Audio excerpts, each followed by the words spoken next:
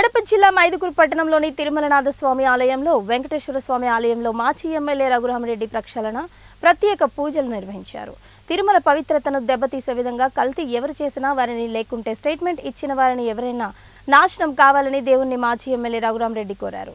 కావాలనే చంద్రబాబు మాట్లాడుతున్నారని, లడ్డూలో కల్తీ చేసిన వారు సర్వనాశనం కావాలన్నారు.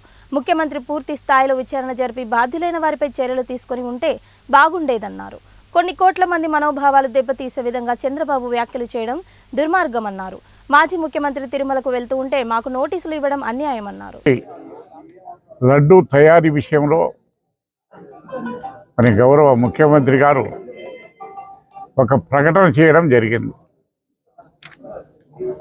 మరి ఆ ప్రకటన ఉద్దేశం ఏంటంటే, తిరుపతి ప్రసాదం లడ్డు తయారీలో